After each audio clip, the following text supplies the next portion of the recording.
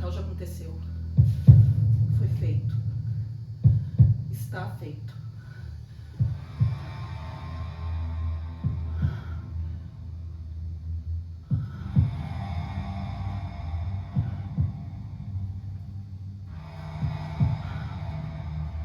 O que nos faz voltar isso aqui? Que não cessa de desaparecer. Repondo esse acordo difícil, mas tão conhecido. Para mais uma vez nos certificarmos de que algo aconteceu. Algo está acontecendo, algo vai acontecer. O início deveria ser uma história de amor. Mas amor e história são dois incompatíveis. Boa noite. Eu me chamo Elisa.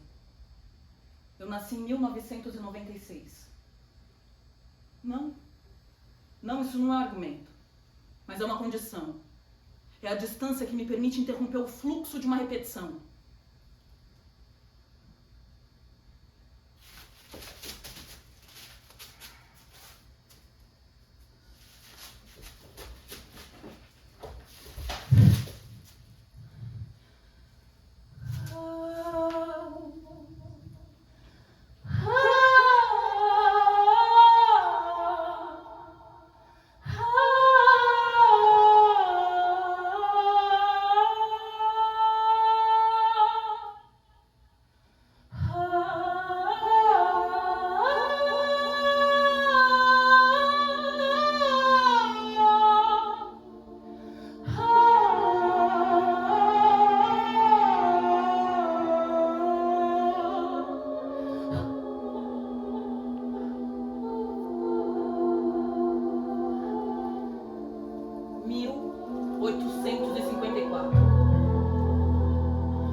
Em 1854, um homem negro, alforriado, chamado Julião, que vivia sob a proteção do seu ex-proprietário, cometeu um assassinato.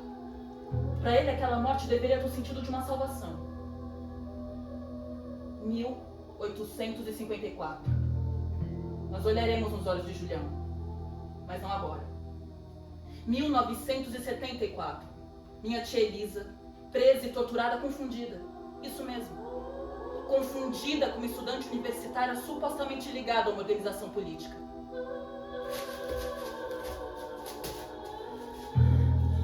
Há outras mulheres também de nome Elisa. Também na minha família. Todas elas confrontadas com um momento de catástrofe. Situações que forçaram essas mulheres a colocarem-se em fuga. Mas em todos os casos, a fuga só se deu depois da catástrofe instaurada.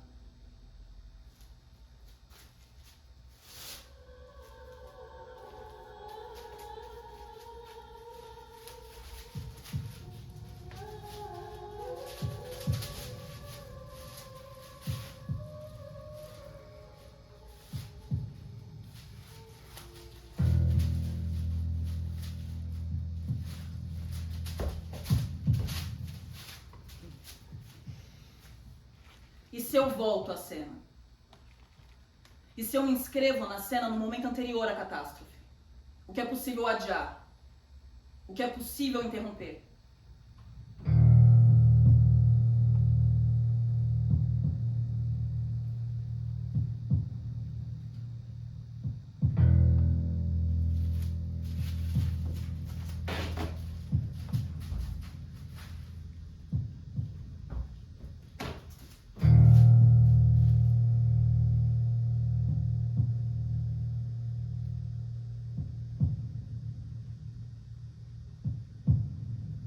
Todos reconhecem a imagem. E se eu volto à cena? E se eu me inscrevo na cena no momento anterior à catástrofe? O que é possível adiar? O que é possível interromper?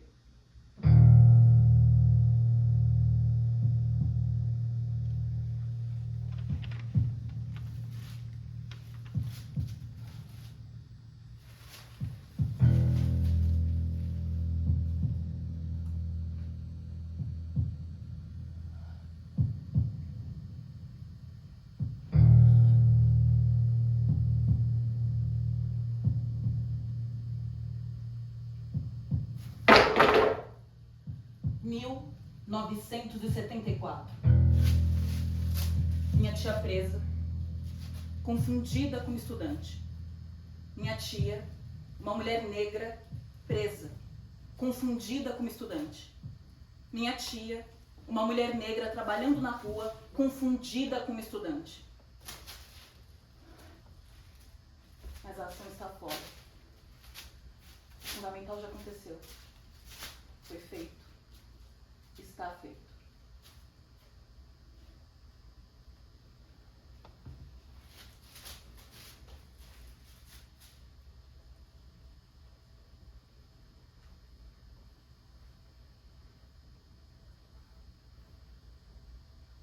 Confusão aqui sugere uma justificação inusitada.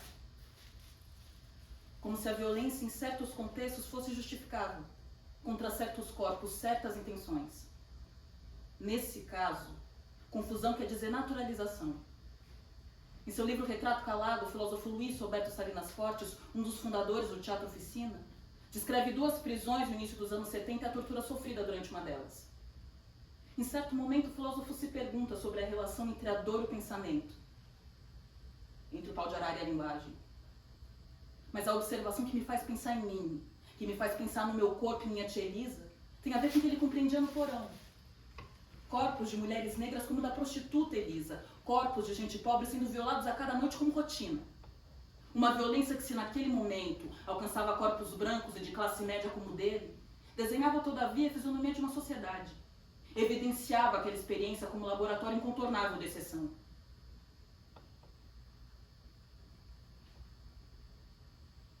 Pensar o pau de arara não seria então a mesma coisa que investigar a origem das línguas? Imagina só, cara, se você tivesse caído nas mãos do esquadrão. Dá graças a Deus de estar aqui.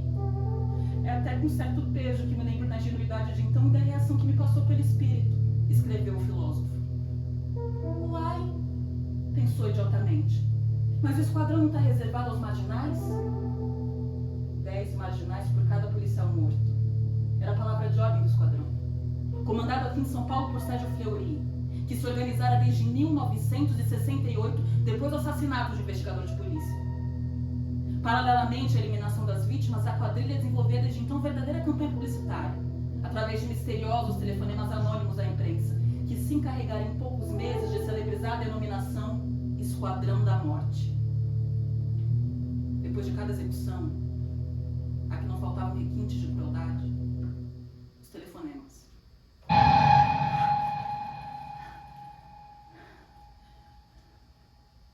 Alguém já se esqueceu de tudo isso? Não teria havido em determinado momento a esquadronização geral, uma institucionalização nacional daqueles métodos que apenas agora começavam a ser utilizados também contra os que ousavam erguer-se contra o regime?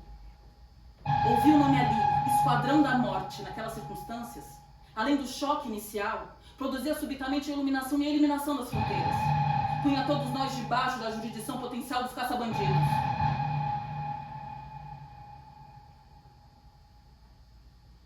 Minha tia Elisa, confundida como estudante, presa, torturada no pau de arara. Confundida.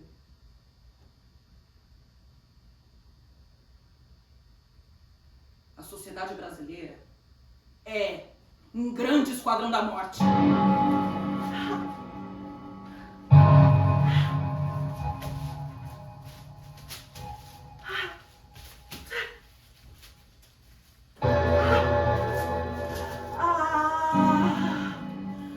Quantas lágrimas eu tenho derramado só em saber que eu não posso mais reviver o meu passado. Eu vivia cheio de esperança e de alegria. Eu cantava, eu sorria, mas hoje em dia eu não tenho mais a alegria dos tempos atrás. No início deveria ser uma história de amor, mas amor e história são 2 incompatíveis.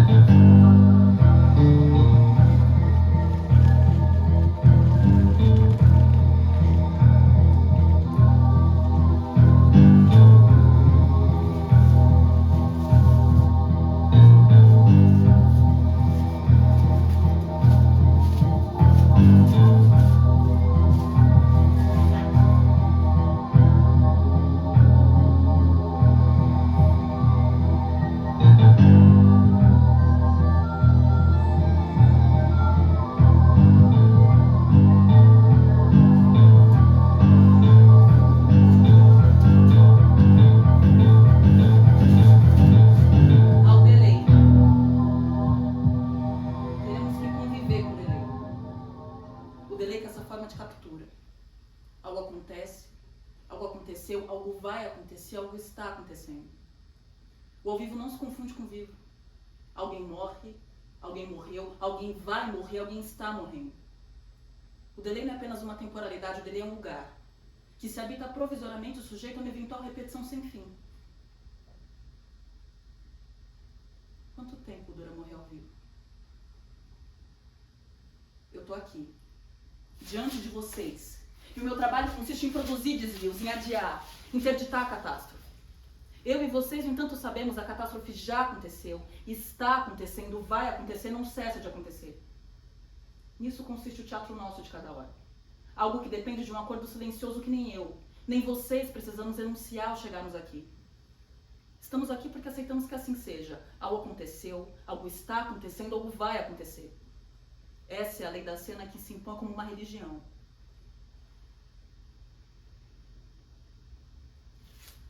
Na luta contra o delay, a cena garante que é sempre outra coisa o que acontece. Na cena do terror, o delay será também um sinal de que alguém está em fuga. Um flagrante impressionante de perseguição em São Paulo. Pegou vários motociclistas da PM. Pânico, motoristas que estavam parados. Gestionamento da ação do início ao fim. Veja como foi. Trabalho minha rima com muito cuidado pra subir no palco e botar terror. Demonstrando apenas um pouco, só faço sentir o ronco do motor. Isso todo, muita calma, maluco, agora vê se não se assusta. Apenas a demonstração da vida bandida do mestre da fuga. Que pilota na pressa das vezes, na porta caçando nas contas com Deus. A voz de terror te acordada, se tu reagir, o problema é só teu. A não se intimida com nada, o segredo de tudo é manter a calma. Descontrole ou descontrolar, se não vai dar pra da tua fala. Minha consciência voltou, tudo na vida, há um limite. Se você tem nas minhas ideias, escute a real e não fica de filme. Foi porque na primeira sessão tu vai ver tudo de louco que tudo é na paz. Vacilou, tu vai se torturar, vem criando teu jogo contra. Acha que tu pode mais e bate de frente com todos nós. Mas quando tu não descontrola, começa a retorno e muda de voz. E depois que o vacilo foi feito, não adianta me se redimir. Eu fizer na primeira, na segunda, na terceira, na quarta, subir com depois de levar na primeira. Depois que subiu, sangue possa lavar. Na terça, peço pena, depois que corramos, sempre esqueceu. Logo depois de corrido, errado, postei essa letra pra vários irmãos. Os caras agora colocam no estúdio calor. Escolhe com esse refrão. Engata a primeira, segunda, pra baixo, é só na terceira que tu mete o pé. E quando passa a quarta, o gato não sai. Engata a primeira, segunda, pra baixo, é só na terceira que tu mete o pé. E quando passa a quarta, Eu tô aqui, nesse ensaio de fuga, nesse ensaio em fuga, para a fuga, sobre a fuga, um ensaio com tentativa de adiar, interditar o fluxo, um certo fluxo, adiar, interromper. Quem foge com tranco, e esse é o funcionário da fuga. Quem foge não tem a certeza de que escapará. A fuga é um modo de pensar, adiar, interditar a catástrofe.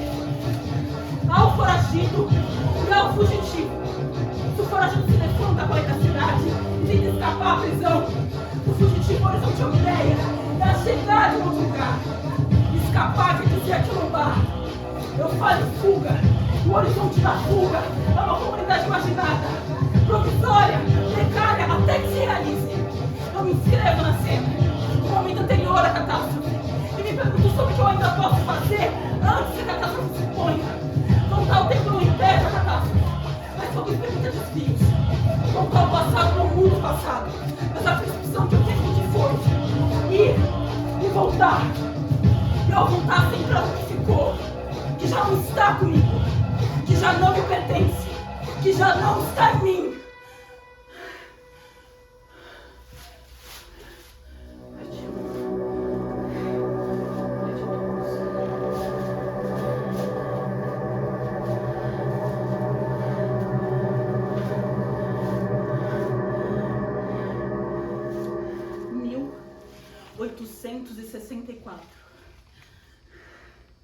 Em 1864, Machado de Assis dá a ver as anotações de um advogado. O advogado de Julião narrou o modo como chegou ao assassino, o modo como ouviu, como compreendeu o assassino e as razões pelas quais defendeu o assassino. A voz do advogado é certamente atravessada por uma ideia de justiça, que não chega aos corpos senão como enquadramento. A cena deveria adiar. Trata-se de reclamar para a cena sua capacidade de interditar o terror. Mas o terror se instaura, como outro lado de um espelho em que se busca ver a fisionomia de um ser familiar. Tão familiar em seu apelo desesperado. E há essa espécie de condenação, que faz com que todo o trabalho de imaginação nos devolva o terror como forma última de confronto. Não há paz nas promessas de futuro, porque o futuro é precisamente esse aqui agora em que nos encontramos. Como se não houvesse outros endereçamentos que não os nossos próprios corpos, e esse é o meu trabalho. Endereçar. Na cena desse sacrifício, adiar o sacrifício até que ele se torne impossível. Mas isso quer dizer ainda imaginar. Pensar isso que deveria se revelar impossível. O advogado do assassino chegou ao assassino. Ouviu. Compreendeu o assassino e o defendeu.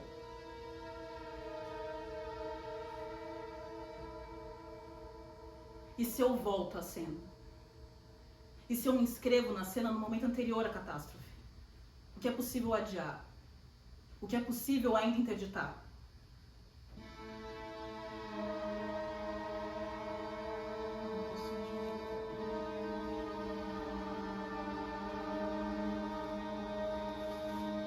Não me correu tranquilo São João de 1854, escreveu o advogado. 2 semanas antes do dia em que a igreja celebra o evangelista, eu recebi pelo correio o seguinte bilhete sem assinatura de letra desconhecida. O doutor é convidado a tomar conta de um processo. Despesas, honorários, seremos satisfeitos antecipadamente mal puser pelo estribo. O réu está na cadeia da vila e chama-se Julião. Note que o doutor é convidado a defender o réu. Leu, releu o bilhete, comparou a letra com todas as letras dos amigos e dos conhecidos e nada pôde descobrir. Entretanto, picava a minha curiosidade, diz o advogado. Luzia-me um romance através daquele misterioso e anônimo bilhete. Tomou uma resolução definitiva. E 8 dias depois de ter recebido o bilhete, tinha à porta um cavalo camarada para seguir viagem. No momento em que me dispunha a sair, entrou em casa um sujeito desconhecido e entregou-me um rolo de papel contendo uma avultada soma. Importância aproximada das despesas, dos honorários. Recusou, apesar das instâncias, montou a cavalo e partiu. Só depois de ter feito algumas léguas é que se lembrou de que justamente na vila aqui morava um amigo seu, antigo companheiro de estudos. Há 15 dias recebi no meu escritório lá na corte um bilhete anônimo e não pude conhecer a letra. É a letra de pai de todos. Não sou o amigo ao advogado. É um fazendeiro destas paragens, o velho Pio. O povo dá o nome de pai de todos porque o velho Pio é Pio, na verdade. Só as grandes causas vão ter as autoridades judiciárias, policiais ou municipais. Mas tudo que não sai de certa ordem é decidido na fazenda de Pio, cuja sentença todos acatam, todos cumprem como se for uma decisão divina. A fazenda de Pio é o asilo dos órfãos, dos pobres, ali se encontra tudo o que é necessário à vida. Leite, instrução às crianças, pão, sossego aos adultos. A fazenda ficava perto. Nisto passava por baixo da janela um preto montado em uma mula, sobre cujas ancas saltavam 2 canastras. O negro era escravo de Pio. Escravo, dizia o amigo, é um nome que se dá. Mas Pio não tem escravos, tem amigos. Olham-no todos como se foram Deus. É que em parte alguma nunca houve mais brando e cordial tratamento a homens escravizados. Nenhum dos instrumentos de ignomínia que por aí se aplicam para corrigir existem na fazenda de Pio. Culpa capital ninguém comete entre os negros da fazenda. Alguma falta venial que haja, Pio aplica apenas uma repreensão tão cordial, tão amiga que acaba por fazer chorar o delinquente. Entusiasmado acrescentava o amigo. Pio estabeleceu entre os seus escravos uma espécie de concurso, que permite a um certo número libertar-se todos os anos. Acreditarás que lhes é indiferente viver livres ou escravos na fazenda?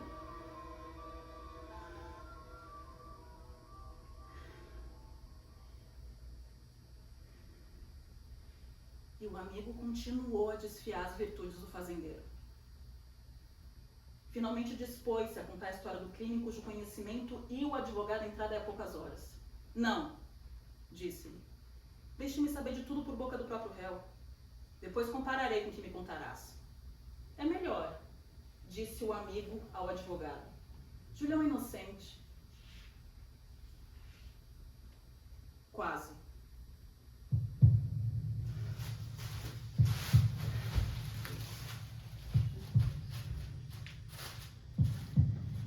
E se eu volto à cena e nela me inscrevo?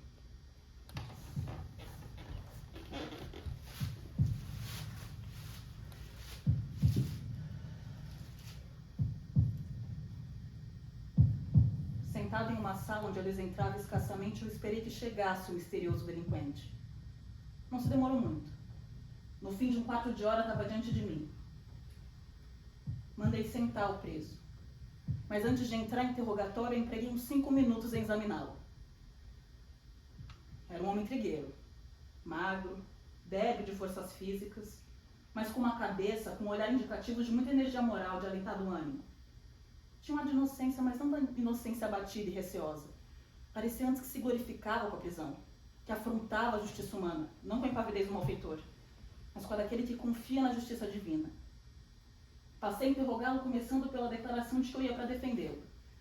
Disse-lhe que nada ocultasse dos acontecimentos que o levaram à prisão. E ele, com uma rara placidez de ânimo, contou-me toda a história do seu crime.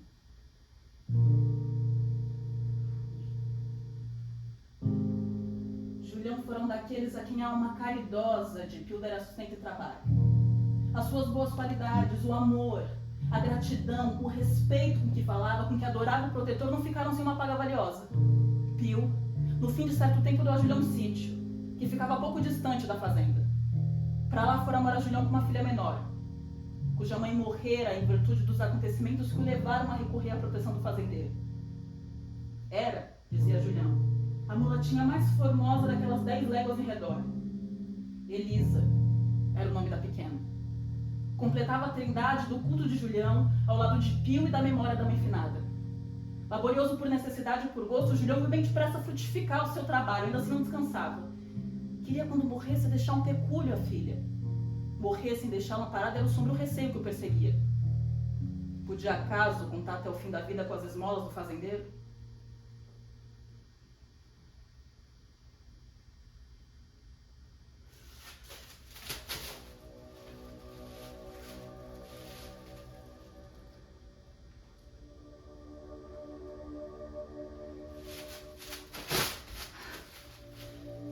Tia Elisa, aquela que foi presa em 1974 confundida como estudante, tornou-se pastora de uma igreja evangélica neopentecostal. A trajetória de prostituta a pastora desenha um percurso pautado por uma ideia de correção. Vivemos esse momento, em que parece abandonada a ideia de superação em nome de uma ideia de correção. O que você não supera? Você corrige?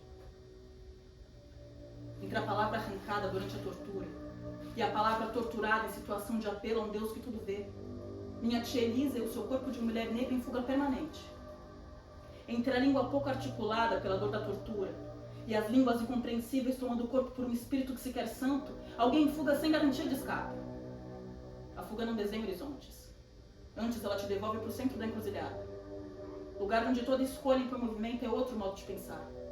Quando a utopia não se confunde com a linha de um horizonte, mas se atualiza na espiral de uma encruzilhada. Tempos convivendo na esquina que você vai atravessar ao sair daqui. A minha tia trabalha, minha tia é presa, minha tia ora. Minha tia num transe assombrado por fantasmas de um passado que não passa.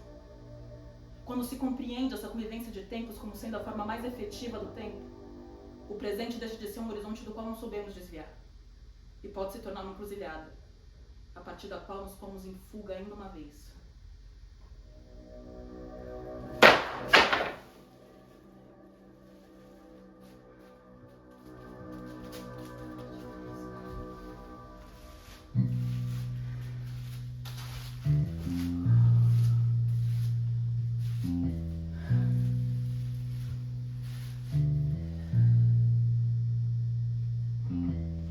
O fazendeiro Pio tinha um filho, 3 anos mais velho que Elisa.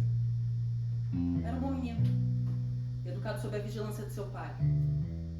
Carlos e Elisa viviam quase sempre juntos naquela comunhão da infância que não conhece as desigualdades, as condições. Estimavam-se deveras, a ponto de sentirem profundamente quando foi necessário a Carlos ir cursar as primeiras aulas.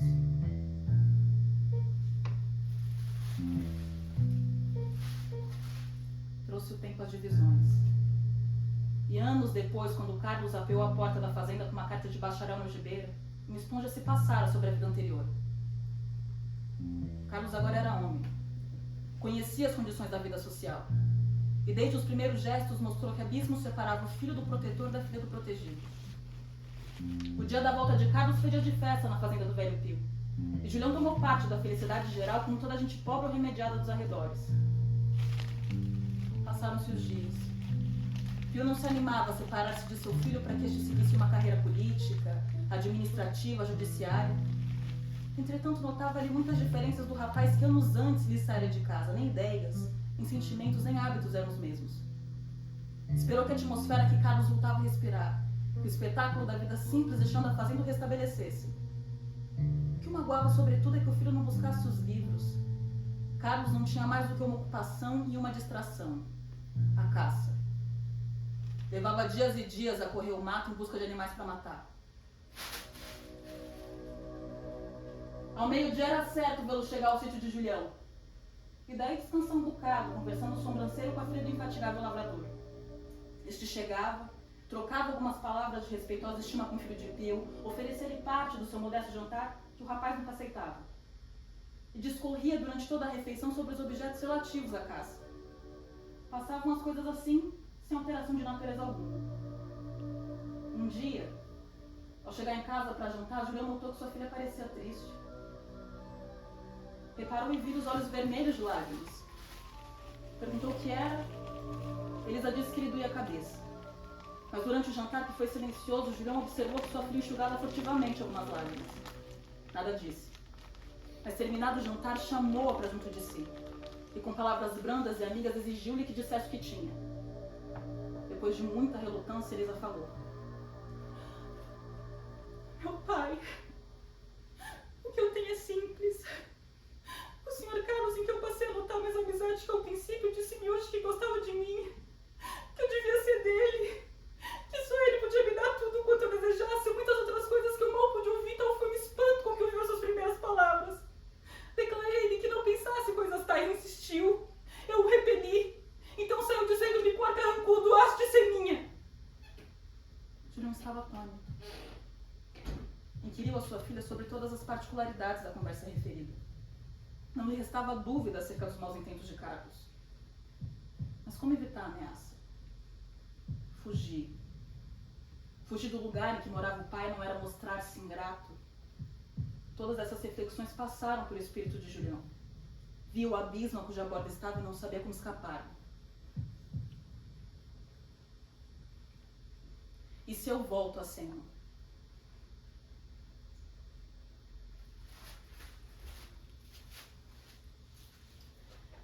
Pensar em fuga? Ou um corpo que esquiva do destino? Como quem sabe a distância entre o chicote e os ombros. Há um momento em que a fuga emerge como possibilidade. Julião se pergunta: como evitar a ameaça? Fugir. Fugir da fazenda do Velho Pio não era mostrar-se ingrato. Julião adia. Interdita a fuga. E com essa interdição instaura-se a catástrofe.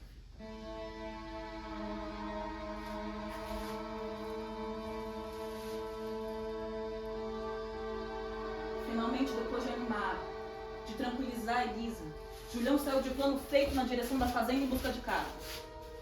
Este, rodeado por alguns escravos, fazia limpar várias espingardas de caça. Julião, depois de cumprimentá-lo alegremente, disse que queria lhe falar em particular. Carlos estremeceu, mas não podia deixar de ceder. Senhor Carlos, venho pedir-lhe uma coisa por alma de sua mãe. Deixe minha filha sossegada. Sei da conversa de hoje, mas o que passou, passou. Fico sendo seu amigo mais ainda se não me perseguir a pobre filha que Deus me deu, promete? Carlos esteve calado alguns instantes. Depois: basta! Confesso-te, Julião, de que foi uma loucura minha, de que me arrependo. Vai tranquilo. Respeitarei a tua filha como se fosse morta.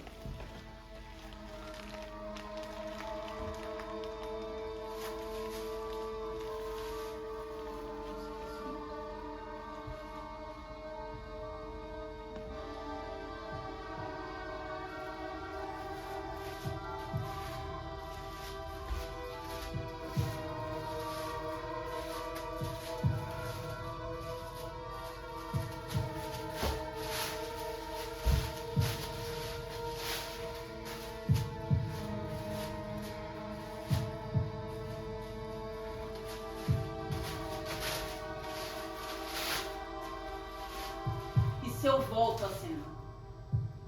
E se eu me inscrevo na cena no momento anterior à catástrofe? O que é possível adiar? O que é possível ainda interditar?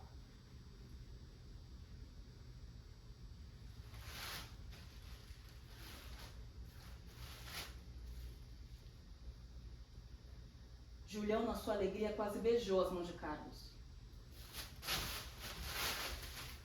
Correu a casa e referiu à sua filha a conversa que tivera com o filho de pai de todos. Elisa, não só por si, como por seu pai, estimou o pacífico desenlace. Tudo parecia ter voltado à primeira situação. As visitas de Carlos eram feitas nas horas em que Julião se achava em casa. Além disso, a presença de uma parenta velha convidada por Julião parecia tornar impossível a nova tentativa por parte de Carlos. Uma tarde, 15 dias depois do incidente que narrei, voltava Julião da fazenda do Velho Pio. Era já perto da noite. Julião caminhava vagarosamente, pensando no que lhe faltaria ainda para completar o pecúlio de sua filha. Nessas divagações não reparou que anoitecera. Quando deu por si, ainda se achava umas boas braças distante de casa. Apressou o passo. Quando se achava mais perto, ouviu uns gritos sufocados. Deitou a correr e penetrou o terreiro que circundava a casa. Todas as janelas estavam fechadas, mas os gritos continuavam cada vez mais angustiosos. Um vulto passou-lhe pela frente e dirigiu-se para os fundos. Julião que seguiu. Mas os gritos eram muitos e de sua filha. Com uma força difícil de crer em um corpo tão pouco robusto, conseguiu abrir uma das janelas. Saltou e eis o que viu. A velha parenta que convidara a tomar conta da casa estava no chão, atada, amordaçada, exausta. Uma cadeira quebrada, outras em desordem.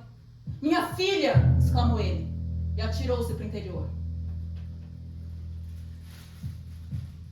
Elisa debatia-se nos braços de Carlos, mas já sem forças e nem esperanças de obter misericórdia.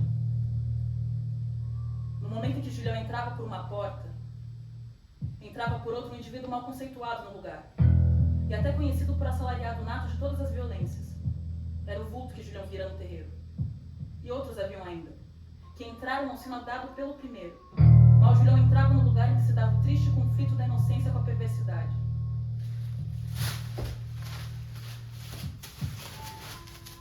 Julião teve tempo de arrancar Elisa dos braços de Carlos. Cego de raiva, travou de uma cadeira e atirá-la. Quando os capangas entrados a este tempo o detiveram. Carlos voltara a si da surpresa que lhe causara a presença de Julião. Recobrando sangue frio, travou os olhos odientos no desventurado pai e disse-lhe com voz sumida: "Hás de pagar." Depois, voltando-se para os ajudantes de suas façanhas, bradou: "Amarrem-no!" Em 5 minutos foi obedecido. Julião não podia lutar contra 5.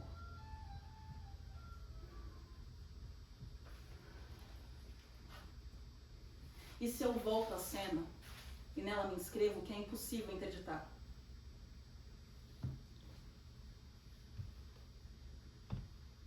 Carlos e 4 capangas saíram, mas ficou um de vigia. Uma chuva de lágrimas sedentou dos olhos de Elisa, doía-lhe na alma ver o pai atado daquele modo.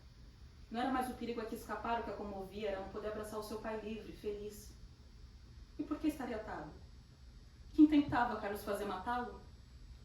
Julião tranquilizou o espírito de sua filha, dizendo-lhe que Carlos poderia ser tudo menos um assassino. Seguiram-se assim alguns minutos de angustiosa espera. Julião olhava para sua filha e parecia refletir. Depois de alguns instantes disse: "Elisa, tem-se realmente a tua desonra por uma grande desgraça?" "Oh, meu pai!" exclamou ela. "Responde. Se te faltasse a pureza que recebeste do céu, considerar-te-ias a mais infeliz de todas as mulheres?" "Sim, sim, meu pai." Julião calou-se. Elisa chorou ainda. Depois, voltando-se para a sentinela deixada por Carlos, quis implorar-lhe misericórdia. Foi atalhada por Julião. "Não peças nada, Elisa. Só um protetor para os infelizes é Deus. Há outro depois dele, mas esse está longe. Ó Pai de todos, que filho te deu o Senhor?" Elisa voltou para junto de seu pai. "Chega-te mais perto", disse este. Elisa obedeceu.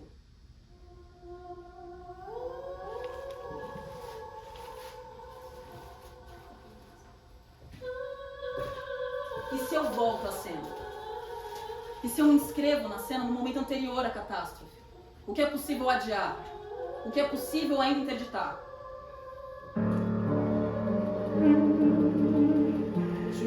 braços atados, mas podia mover ainda que poucas mãos. Procurou afagar Elisa, tocando-lhe as faces e beijando-lhe a cabeça. Ela inclinou-se e escondeu o rosto no peito de seu pai. A sentinela não dava fé no que se passava. Depois de alguns minutos do abraço de Elisa e Julião, ouviu-se um grito agudíssimo. E se eu volto à cena? E se eu me inscrevo na cena no momento anterior à catástrofe? O que é possível adiar? Interditar. Quando a sentinela correu para ele, Elisa caíra, completamente banhada em sangue. Julião havia procurado à custa apoderar-se de uma faca de caça. Carlos e a caça. Uma faca de caça deixada por Carlos sobre uma cadeira. Apenas o conseguiu Julião, o pai. Cravou-a no peito de Elisa. Quando a sentinela correu para ele, não teve tempo de evitar o segundo golpe, porque Julião tornou mais mortal e mais profunda a primeira ferida. Elisa rolou no chão nas suas últimas convulsões. Assassino! Clamou a sentinela. Salvador! Salvei minha filha da desonra! Meu pai! Murmurava a pobre pequena expirando. Não é a recusa de Elisa que está na catástrofe. A sua recusa torna a catástrofe visível. Julião, voltando-se para o cadáver, disse derramando 2 lágrimas. 2 só. Mas 2 lágrimas aventadas no vulcão de sua alma. Dize adeus, minha filha, que te mandei mais cedo para junto dele para salvar-te da desonra. Depois fechou os olhos e esperou. Não tardou que entrasse Carlos, acompanhado de uma autoridade policial e vários soldados. Saindo da casa de Julião, teve a ideia danada de declarar à autoridade que o velho lavrador tentara contra a vida dele. Razão porque teve de lutar. Eu conseguira deixá-lo amarrado. A surpresa de Carlos e dos policiais foi grande e não cuidavam em encontrar o espetáculo que a seus olhos ofereceu. Julião foi preso, não negou o crime. Apenas reservou-se a contar as circunstâncias dele na ocasião competente. A velha parenta foi desatada, desamordaçada e conduzida à fazenda do velho Pio.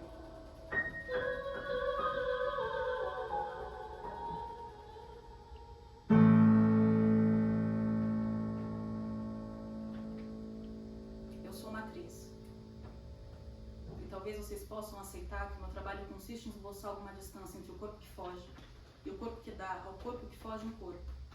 Porque é e não é o mesmo corpo. É essa distância que garante a possibilidade de interrupção da cena como uma escolha interna à própria cena. A cena que é uma repetição e também um desvio. Eu sou uma atriz. E talvez vocês possam aceitar que meu trabalho consiste em produzir desvios. O corpo da minha tia desviando da faca. Olha para o meu corpo e vê. O corpo de Elisa desviando da faca. A cena que é essa repetição e também um desvio. Julião, tendo me contado toda a história cujo resumo acabo de fazer, perguntou-me: diga-me, senhor doutor, o senhor pode ser meu advogado? Eu não sou um criminoso? Serei seu advogado, descanse. Estou certo de que os juízes considerarão as atenuantes do delito. Oh, não. Não, doutor, não é isso que me aterroriza, não. Seja ou não condenado pelos homens é coisa que nada monta para mim. Mas se os juízes não forem pais, não me compreenderão. Então é natural que sigam os ditames da lei, não matarás, um dos mandamentos, eu bem sei.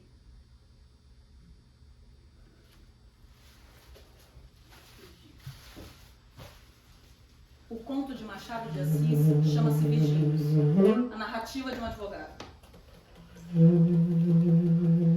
Saí da cadeia alvoroçado. Não era romance, era tragédia que eu acabava de ouvir. No caminho as ideias se me clarearam. Meu espírito voltou-se a 23 séculos atrás e eu pude ver bem no seio da sociedade romana.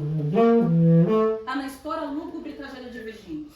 Tito Livio, Diodoro de Sicília e outros mais antigos falam dela circunstanciadamente. Foi essa a tragédia precursora da queda do Conselho de Magistrados do antigo regime de Roma. Um destes, Ato Cláudio, apaixonou-se por Virgínia, filha de Virgínios. Não podendo tomá-la por simples simpatia, determinou um magistrado meio violento. O meio foi escravizado. Peitou um delator que entregou-se aos tribunais, reclamando a entrega de Virgínia, sua escrava. O desventurado pai, não conseguindo comover nem por seus socos, nem por suas ameaças, travou de uma faca de açougue e cravou no peito de Virgínia. Pouco depois caíram os magistrados do seu regime e restabelecer seu consulado. O velho regime. No caso de Julião, resta ainda o antigo regime. No início deveria ser uma história de amor. Mas amor e história são dois incompatíveis. Ou talvez seja um amor aprendizado de uma distância que a tudo mantém, se não inteiro, ao menos em partes que se possam considerar. Eu volto. Eu me coloco na cena e eu sou o corpo que desvia, que não responde, e no silêncio adia o gesto do pai. Eu me coloco na cena e eu tô em fuga, deixando para trás o pai, o violador, como quem no centro da encruzilhada instaura uma outra linha da espiral, evadindo a cena da catástrofe no momento mesmo que ela se anuncia. Eu me coloco na cena e numa cena possível seu corpo cede diante da falsa promessa das entregas. Eu volto. Eu me coloco na cena e imagino o pai precipitar-se sobre o violador, convertendo o desespero no gesto definitivo da faca abrindo fenda no corpo do outro. Mas a cena não dura. Eu volto. Eu me coloco na cena e na precipitação da catástrofe cogito com o pai a fuga, como quem desvia a dor e da dor que a tudo paralisa e se põe em fuga porque o terror a tudo move, enquanto quem foge ainda acredita que há um outro lugar. Tudo está subordinado a essa condição, a possibilidade de imaginar um outro lugar não se trata de um outro tempo, mas sim de um outro lugar.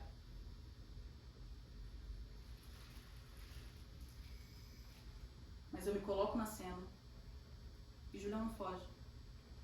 Nem foragido, nem fugitivo, o medo paralisa. Quanto de horror é necessário para paralisar um corpo no centro de uma encruzilhada onde tudo é movimento?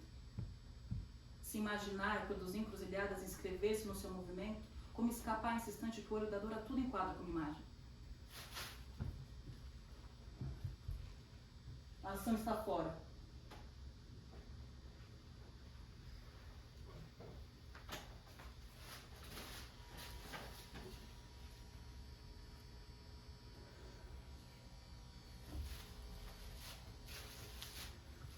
Eu me coloco na cena, encontro vocês e peço ajuda. Vocês têm um texto em mãos, o julgamento de Julião. Eu peço que me ajudem lendo esse texto. Alguém começa, depois alguém toma a vez, e assim seguimos nesse encontro. Como quiser.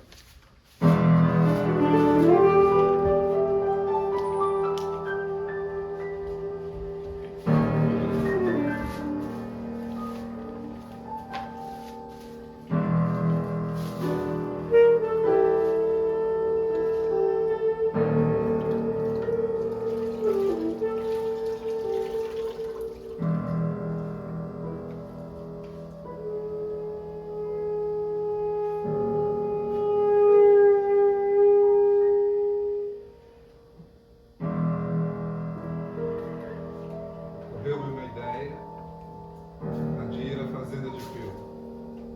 Já falou ao Julião? O que ele lhe contou é o que se passou. Foi uma triste história que me envelheceu ainda mais em poucos dias, disse Pio. E seguiu.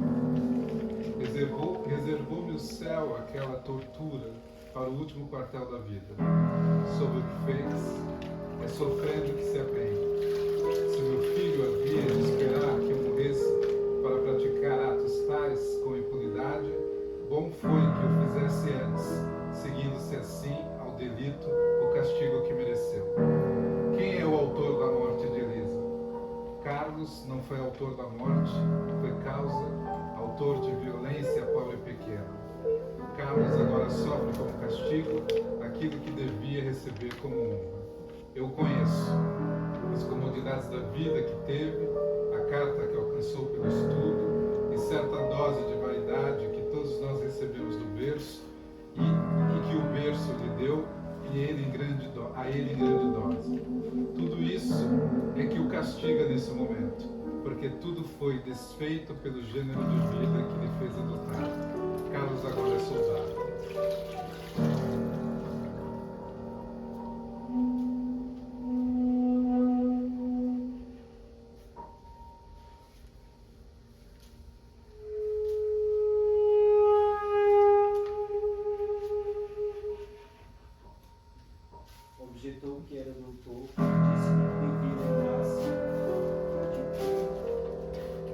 era quando penetrou na casa de Julião.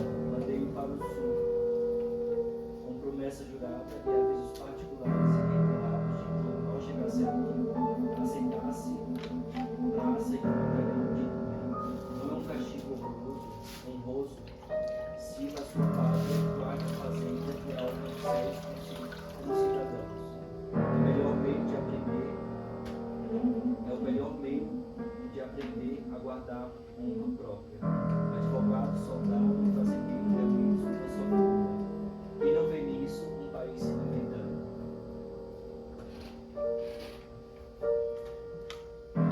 Poucos dias depois, instalou-se um júri onde tinha de comparecer Julião.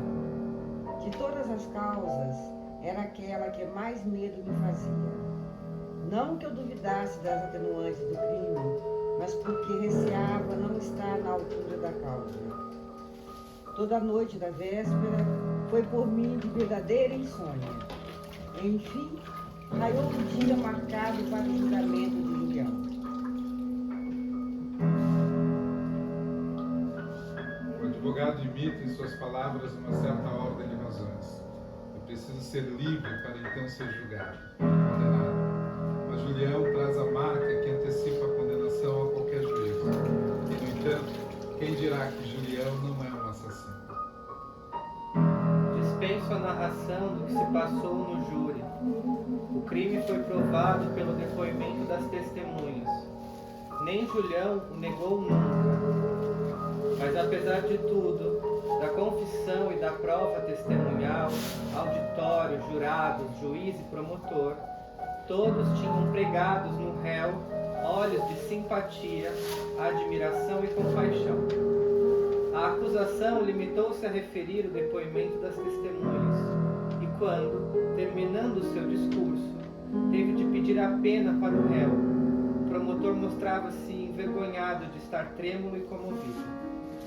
Tocou-me a vez de falar. Não sei o que eu disse. Sei que as mais ruidosas provas de adesão surgiam no meio do silêncio geral. Quando terminei, 2 homens invadiram a sala e abraçaram-me comovidos, o fazendeiro e o meu amigo. Julião foi condenado a 10 anos de prisão. Os jurados tinham ouvido a lei e, igualmente, talvez, o coração.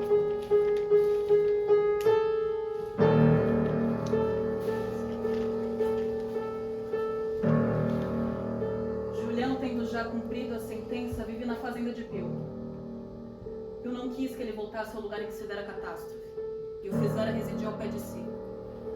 O fazendeiro mandou recolher a cinza de Elisa em uma urna, ao pé da qual vão ambos orar todas as semanas. Aqueles 2 pais que assistiram ao funeral de suas esperanças acham-se intimamente ligados pelos laços do infortúnio. Na fazenda fala-se sempre de Elisa, mas nunca de Carlos. Pio é o primeiro a não magoar o coração de Julião com a lembrança daquele que o fizera matar sua filha.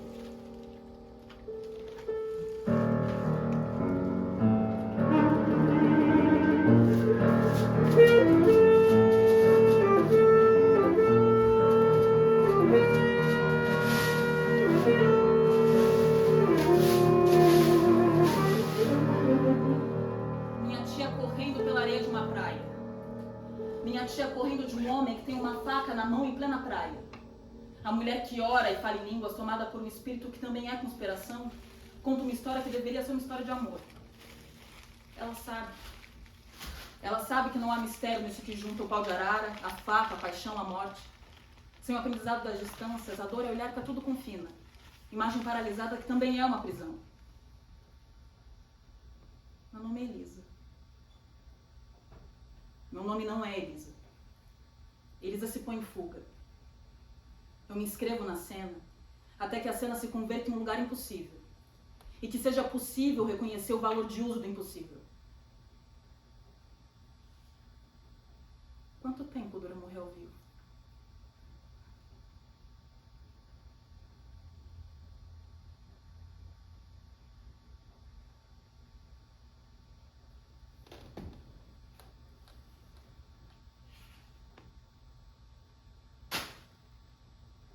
A ação está fora.